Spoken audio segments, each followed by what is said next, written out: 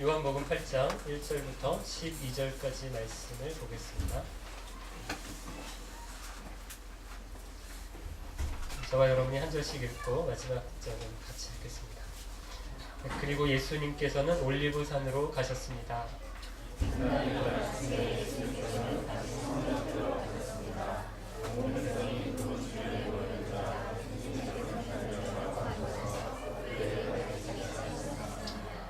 그때 서기관들과 바리새인들이 간음하다가 현장에서 잡힌 여인 한 명을 끌고 와서 모인 사람들의 앞에 세우고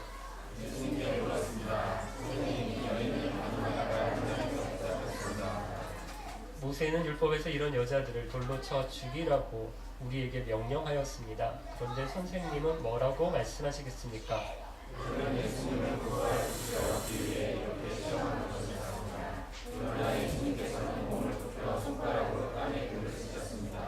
사람들이 그 자리에 서서 계속해서 묻자 예수님께서는 몸을 일으켜 그들에게 말씀하셨습니다.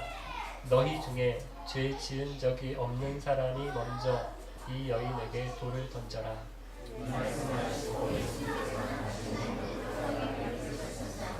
사람들은 이 말씀을 듣자 나이 많은 사람들로부터 시작하여 하나 둘씩 떠나가고 예수님과 거기 홀로 서 있는 여인만 남게 되었습니다.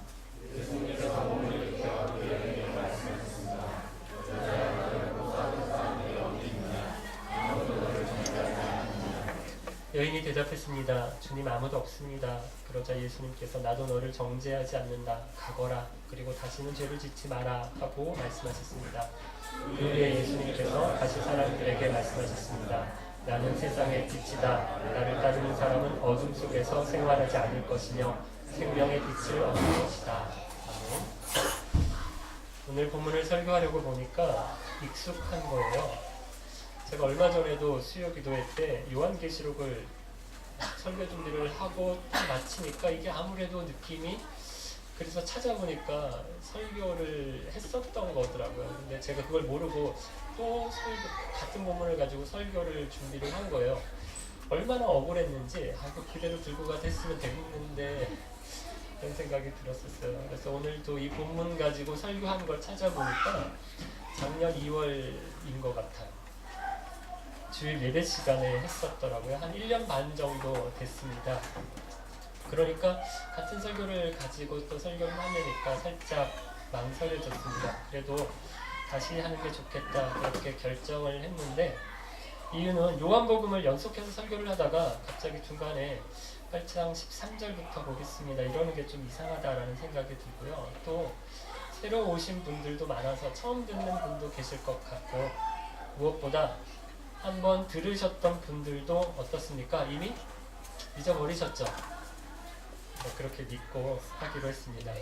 또 아내가 나는 자기 설교를 처음 들을 때보다 2번, 3번 들을 때 더 은혜가 되더라, 이런 얘기를 해서 제가 그 말에 또 진짜 그런 줄 알고 용기를 가지고 말씀을 같이 나누려고 합니다. 기억이 너무 또렷하신 분들, 그래서 제가 이거 설교한 다음에 이 다음에 무슨 얘기를 하겠다, 이걸 너무 분명하게 기억하시는 분들은 좀 양해를 해주시기를 바라고요. 거의 없어요, 그런 분들. 근데 양해를 해주시기를 바라고요. 그래도 똑같지는 않고요. 본문 설명은 같은데 적용 부분이 좀 다르니까요. 잘 집중해서 들어주시기를 바랍니다. 본문은 초막절 절기의 마지막 날에 있었던 이야기입니다. 초막절 이야기를 언제부터 했는가 하면 7장이었어요. 7장 첫 부분에 예수님의 동생들이 찾아왔어요. 그래서 예수님 자기 형이잖아요. 왜 초막절에 예루살렘에 가지 않느냐?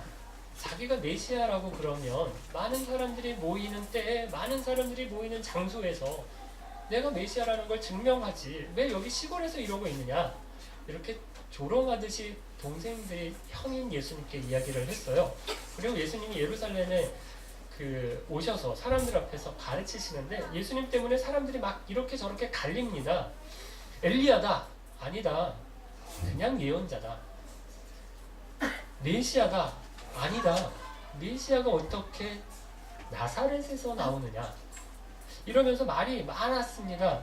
그러다가 급기야 대제사장들과 바리새인들은 어떻게 하냐면 예수님을 잡으려고 하는데, 초막절 내내 예수님이 이 예루살렘의 이슈였어요. 뜨거운 이슈였어요.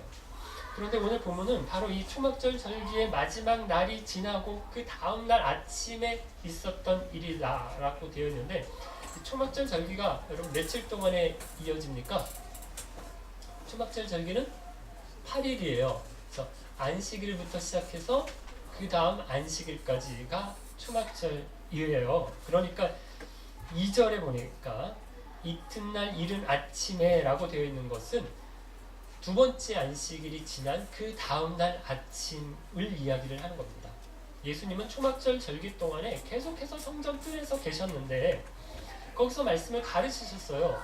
이날도 예수님께서는 굉장히 이른 아침부터 성전 뜰에서 말씀을 가르치시는데요. 그렇게 한참을 말씀을 가르치실 때 누가 왔다라고 되어 있냐면 3절에 보니까 서기관들과 바리새인들이 찾아옵니다.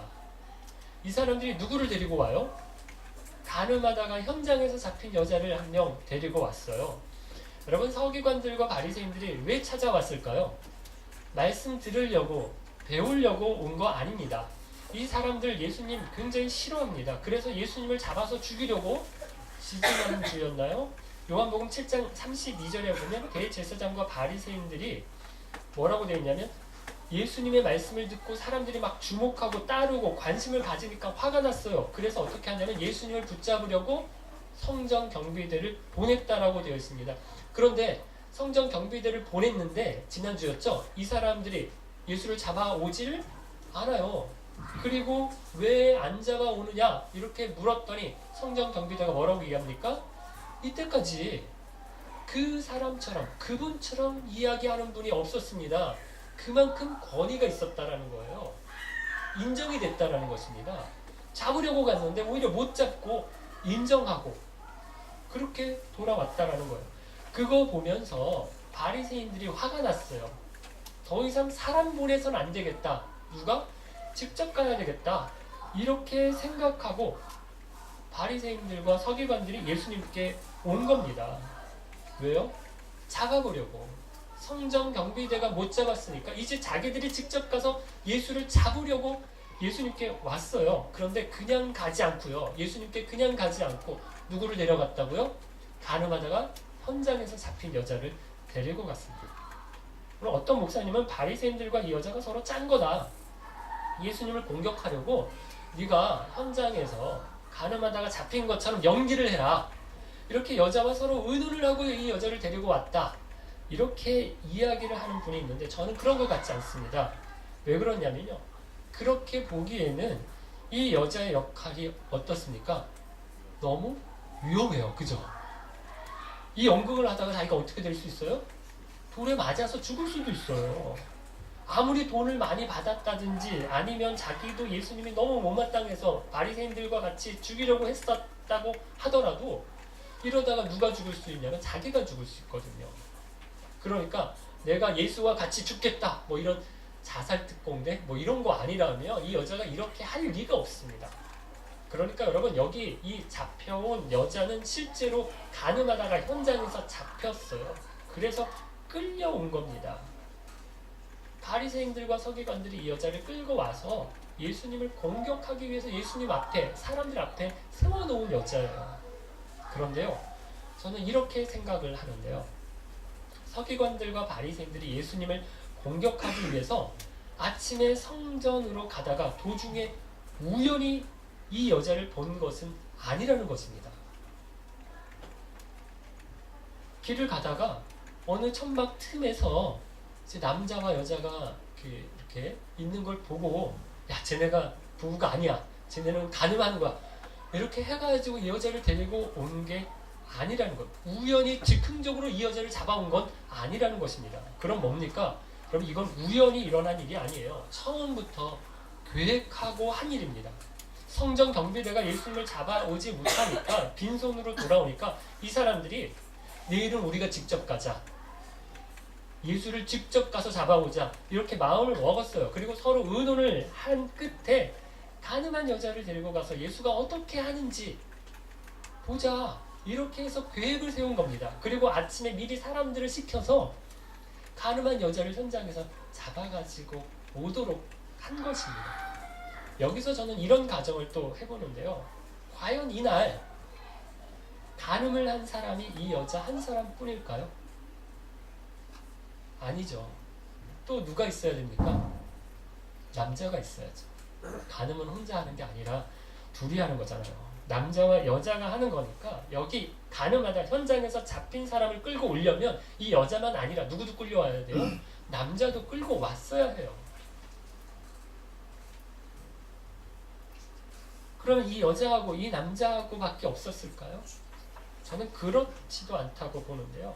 그럼 이때가 언제냐면 초막절 절기가 끝나는 부분입니다. 여러분 우리나라로 치면 크리스마스예요. 크리스마스 이브예요. 러시아로 치면 노브이고트예요. 우리는 크리스마스에 사람들은 예수님이 우리를 구원하시기 위해서 오셨다라는 거 생각 안 합니다. 뭐예요? 먹고 마시고 즐기고 놀죠. 당시 초막절도 비슷했을 거예요. 초막절에 하나님께 예배하기 위해서 우리를 구원하신 하나님, 광야에서 40년 동안 우리를 지켜주신 하나님, 그거 생각하면서 초막절 절기를 지키는, 거룩하게 지키는 그런 사람들도 있었을 거예요. 그러나 또 어떤 사람들도 있어요. 일주일 내내 휴가 받아놓고 연휴니까, 공휴일이니까 먹고 놀고 즐기고, 특별히 이 축제의 마지막 날 밤을 광란의 밤으로 보냈던 사람들이 여럿 있었다라는 것입니다. 여기저기 모여서 파티를 하고 술 마시고 춤추고 그렇게 밤늦게 놉니다. 그리고 서로 눈이 맞은 사람들은 하나 둘씩 텐트로 들어간 거예요. 그렇게 밤을 보낸 사람들은 너무 많았던 겁니다. 여기 바리새인에게 잡혀온 이 여자는 그런 초막절 축제를 즐긴 여러 사람들 중에 한 사람에 불과합니다. 그러면 서기관들과 바리새인들은 여러 사람이 필요하지가 않아요. 그냥 어제 클럽에서 놀았던 사람들이 어디에 묵고 있는지 그 텐트촌을 이 사람들이 다 알거든요. 그 텐트촌에서 한 텐트에 들어가서 한 여자만 잡아가지고 온 겁니다. 끌고 온 겁니다. 그리고 예수님께 이렇게 묻는 겁니다. 4절이죠. 선생님, 이 여인이 간음하다가 현장에서 붙잡혔습니다. 모세는 율법에서 이런 여자들을 돌로 쳐 죽이라고 우리에게 명령하였습니다. 그런데 선생님은 뭐라고 말씀하시겠습니까? 6절을 보면 이렇게 묻는 이유를 뭐라고 하는가 하면 그들은 예수님을 고소할 구실을 얻기 위해 이렇게 뭐 했다고요? 시험한 것입니다. 라고 말합니다. 여러분 이게 왜 시험입니까? 이러지도 못하고 저러지도 못하게 만들었기 때문에 시험입니다. 가령 예수님이 돌로 쳐 죽여라 이렇게 이야기를 하면 어떻게 되냐면 예수님이 이제껏까지 말씀해 오셨던 것, 가르치셨던 것들이 무엇인가 하면 사랑이에요. 용서예요.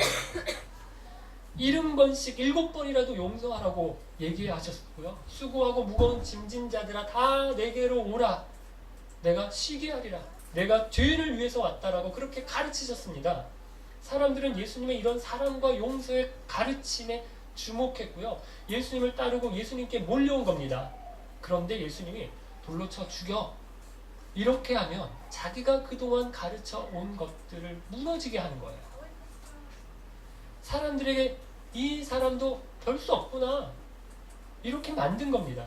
그런데 여러분 돌로 쳐 죽여라 이렇게 얘기하는 게 더 큰 문제는 또 무엇인가 하면요. 이게 로마법을 어기는 것입니다.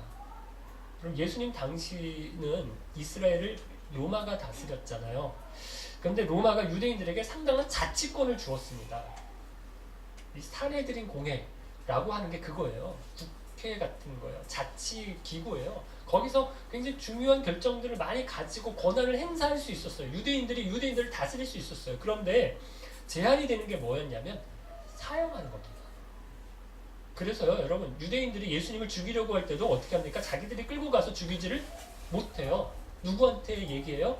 로마 총독 빌라도에게 얘기하잖아요. 그래서 빌라도에게 십자가에 못 박아라, 십자가에 못 박아라 얘기하는 게 그거예요. 자기들이 마음대로 데리고 가서 십자가에 못 죽입니다. 로마가 죽여줘야 돼요. 그러니까 빌라도에게 가서 자꾸 얘기한 겁니다.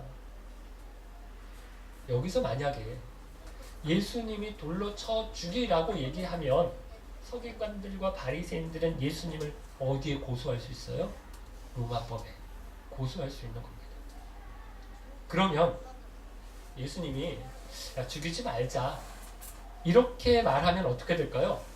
이게 누가 명령한 거라고요? 모세가 명령한 거예요. 모든 유대인들이 다 율법에서 모세가 가늠한 여인은 돌로 쳐 죽여야 된다라고 얘기한 걸 다 알고 있습니다. 그런데 예수님께서 죽이지 말자, 용서하자 이렇게 하면 어떻게 돼요? 모세의 율법을 무시하는 게 됩니다. 이건 어떻게 보면 로마법을 어기는 것보다 더 큰 문제가 되는 거예요. 그러니까 예수님은 지금 이러지도 못하고 저러지도 못하는 로마법을 지키자니 모세의 율법을 어기고 모세의 율법대로 하자니 로마법을 어기게 되는 그런 상황 가운데 놓여 있는 거예요. 이런 난감한 상황 중에 예수님께서 뭐라고 말씀하시는가 하면 6절에 보니까 몸을 굽혀 손가락으로 땅에 글을 쓰셨다라고 되어 있어요. 뭘 썼을까요? 어떤 분은 십계명을 쓰셨다. 어떤 분은 가늠한 사람들의 이름을 다 적고 계셨다. 또 어떤 사람들은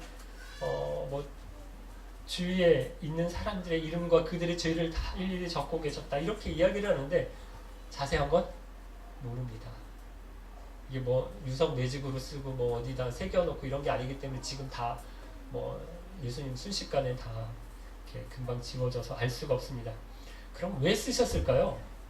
어떤 사람들은 난처한 상황을 벗어날 그런 방법을 찾기 위해서 시간을 벌려고 예수님께서 땅에 쓰셨다.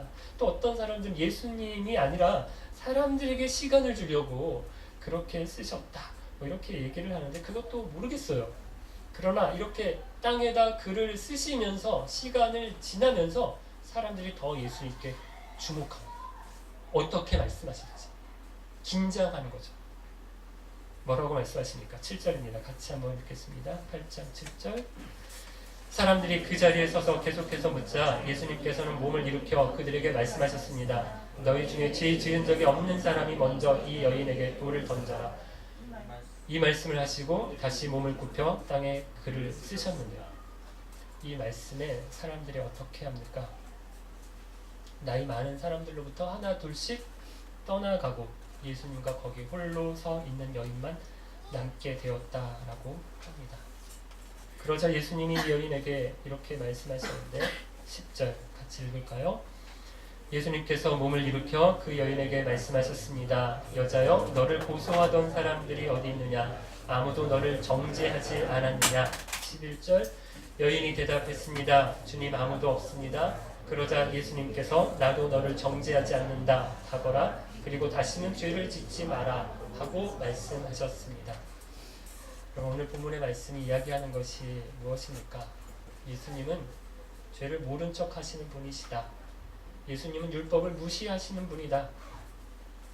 예수님을 믿으면 됐지 사는 건 아무렇게나 살아도 상관없다. 예수님이 관계하지 않으신다. 이렇게 모든 죄에 대해서 면죄부를 선언하시는 것은 아닙니다. 전혀 그런 게 아닙니다. 보십시오. 서기관과 바리새인들을 비롯해서 예수님 주위에 모여 있었던 많은 사람들은 가늠하다 현장에서 붙잡혀온 이 여자에게만 주목합니다. 이 여자의 죄에만 주목합니다. 그런데 우리 주님은 어떻게 하십니까? 그 여인에게만 죄가 있는 것처럼 정죄하는 모든 사람들에게 자기 자신의 죄도 보라고 하십니다. 여자의 죄만 보지 말고 먼저 내 죄를, 내 모습을 보라고 말씀하십니다. 여러분, 이게 우리의 습성이지 않습니까? 자기의 감춰진 죄를 다른 사람의 드러난 죄에 대해서 말하면서, 지적하면서 내 죄를 묻어두고 감춰두고 그렇게 나는 의로운 척, 그렇게 나는 떳떳한 척 보이려고 하는 게 저와 여러분 아닙니까? 우리 주님은 죄 없는 자가 먼저 돌로 치라고 말씀하십니다. 그렇게 우리 자신을 먼저 보게 하십니다. 힘없는 한 여자의 뒤에 숨어서 내 죄는 감추고 싶었던 모든 사람들에게 먼저 너를 보라고, 너의 죄를 보라고, 여자의 죄만 보지 말고 너의 죄를 보라고 말씀하십니다. 가늠하던 현장에서 잡힌 여자만 죄가 있는 게 아니라 이 여자와 더불어서 가늠한 그 남자는 어디 있느냐? 8일간 초막절 절기 내내 그렇게 정욕을 쫓아서 간음하고 음란한 행위들을 했던 그 수많은 사람들은 다 어디 있느냐? 그리고 너는 죄가 없느냐? 사람들에게 그렇게 물으시는 것입니다. 사랑하는 여러분, 저에게도 이런 모습이 있습니다. 정치인들만 부정과 부패를 저지른 게 아니고요. 저에게도 그런 모습이 있어요. 초등학교 때 경기도 남양주에 살면서 서울로 학교를 보내기 위해서 저희 부모님이 저희 세 남매의 주소지를 서울 동대문구 제기동 451번지 4통 2반 옮겼어요. 인사 청문회 할 때마다 자주 나오는 단골로 나오는 거죠. 위장 전입. 고등학교 졸업할 때까지 학교에서 주소지를 적어내라고 할 때마다 제 마음이 얼마나 뜨끔거렸는지 모르겠어요. 혹시 선생님이 우리 집에 가정방문 오실까 하는 것이 얼마나 두려웠는지 모르겠어요. 지금 내곡동 사저 특검을 하고 있지만 저희 가족 중에 한 분이 개인적인 사정이 있어서 아파트를 구입하면서 저희 아내 이름을 빌려달라고 한 적이 있어요. 지금은 정리를 했지만 뒤늦게 생각해 보니까 부동산 실명제 위반, 실정법을 위반한 거예요. 또 학부 때 졸업 논문을 썼는데 대학원을 졸업하면서도 철학과 졸업 논문하고 신학대학원 졸업 논문하고 내용이 비슷해도 상관없을 것 같더라고요.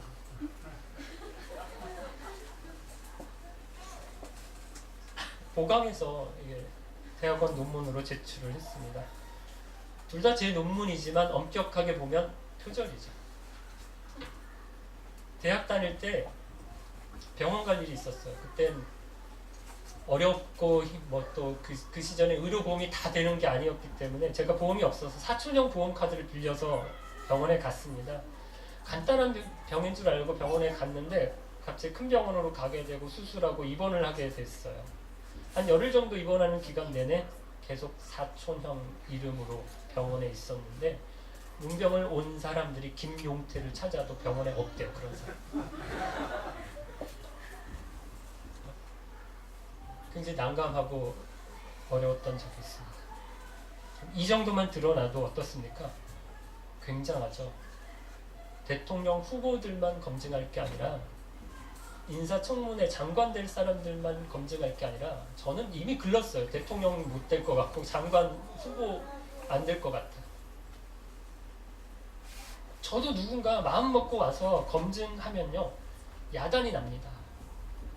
그런데 이 정도가 아닙니다. 지금 말씀드린 건 너무너무 부끄러운 거지만 설교 시간에 이런 죄를 얘기해도 괜찮은 건지 뭐 누가 김 목사가 어떻게 저런 죄를 지었냐 이렇게 얘기하실 수도 있어요.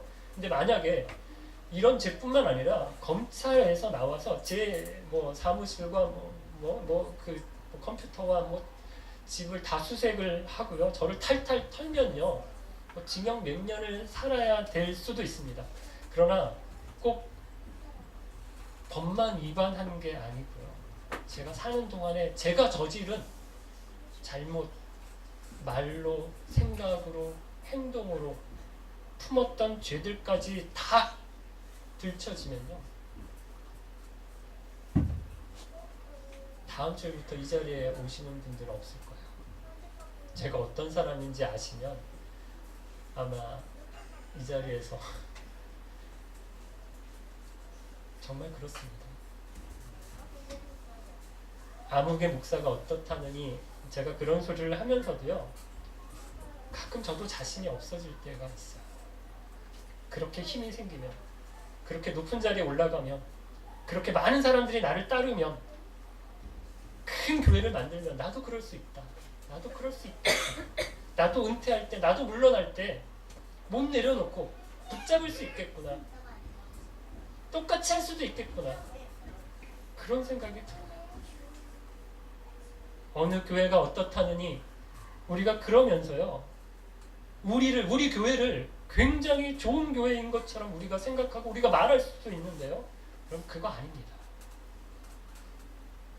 요즘 수요 기도회 시간에 요한계시록 2장과 3장에 나오는 소아시아 7교회를 계속해서 보고 있습니다. 매번 우리 교회에 말씀하시는 것처럼 들려요. 제게 예배속 공동체에게 처음 사랑을 잃었다. 처음 사랑을 잃었다. 서머나 공동체에게 죽도록 충성하라. 버가모 공동체에게 발람의 꾀에 빠졌다. 두아디라 교회 공동체에게 이세벨에게 따른다 말씀하시는데 우리 모습 같다. 적당하게 타협하고 세상과 짝 맞춰 살아가고 있는, 믿음도 지키고 세상의 유익과 쾌락도 다 추구하려고 하는 우리 모습 같다. 특별히 이번 수요일에 사대 공동체에게 주시는 말씀이었는데요. 사람들 눈에는 살아있는 것 같지만 내가 볼 땐 죽었다 말씀하시죠. 이 말씀을 전하면서 제 마음이 얼마나 두려웠는지, 섬뜩했는지. 예수님이 사대의 공동체를 보는 것처럼 그 불꽃 같은 눈을 가지고 우리 기쁜 공동체를 보신다면 어떻게 말씀하실까? 어떻게 판단하실까? 그 생각을 해보니까 두렵더라고요. 자신이 없더라고요. 기쁜 교회가 분명 3년 전보다 사람은 더 많아졌어요.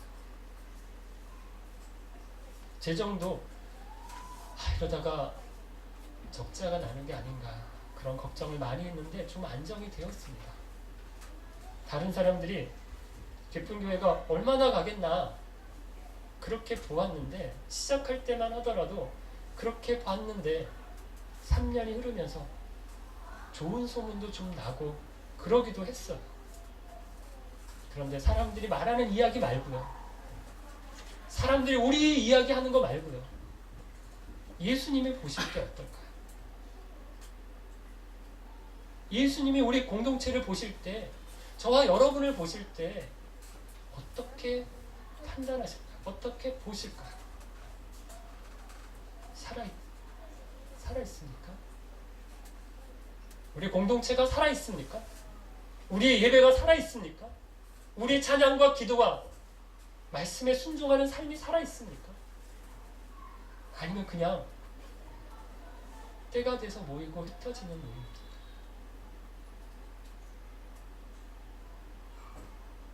그냥 이렇게 저렇게 보이는 관계들입니까?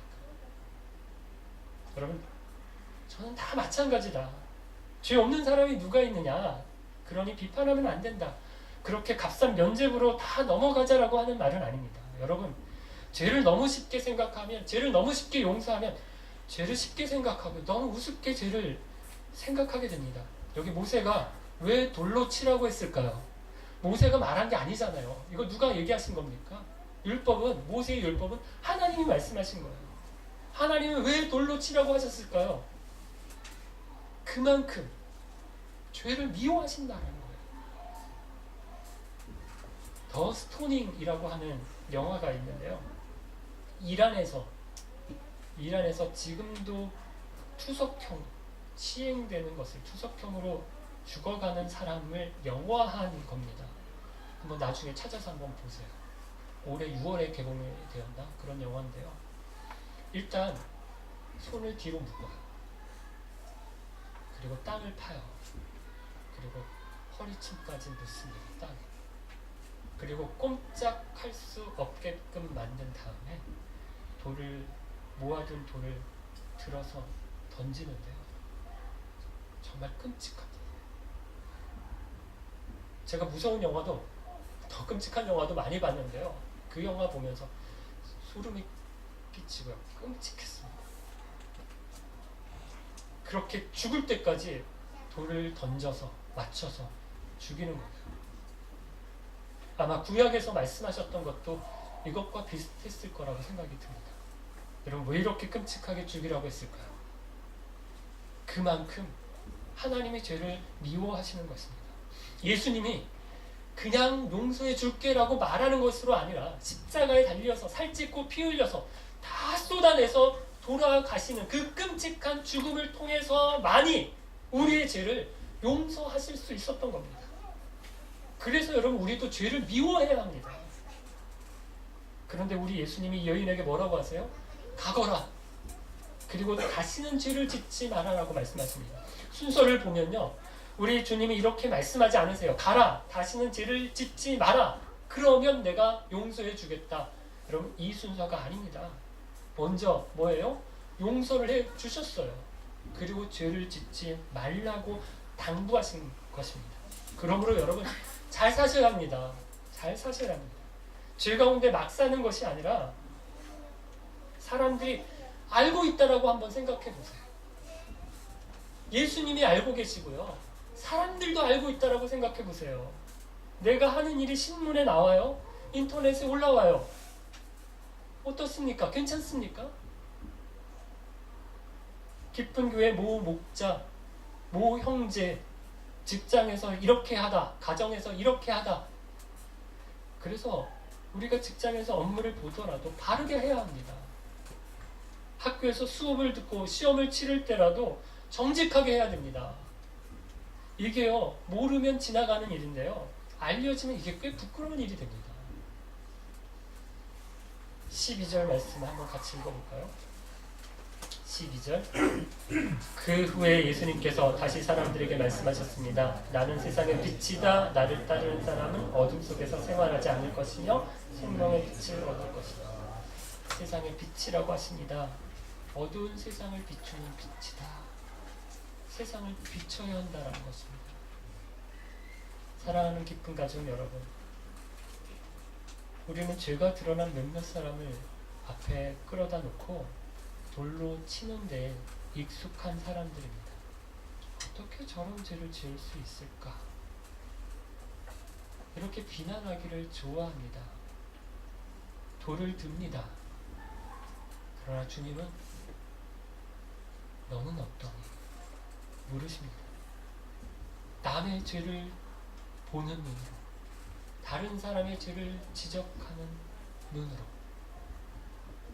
먼저 나를 보라고 하십니다. 남의 죄를 정죄하는 열심으로 자신을 성찰하라고 말씀하십니다. 그리고 주님, 제가 죄인입니다. 주님께 고백하며 회개하기를 기다리고 계십니다. 오늘 본문에 나온 사람들 중에 가장 복된 사람이 누굴까요? 서기관과 바리새인들입니까? 아니면 예수님께서 어떻게 하실지 주위에 호기심을 가지고 지켜보던 사람들일까요? 아니면 가늠하다 현장에서 붙잡혀온 여인일까요? 저는 이 세 부류의 사람 중에서 가장 복된 사람은 세 번째 사람이라고 생각합니다. 당장은 너무너무 창피합니다.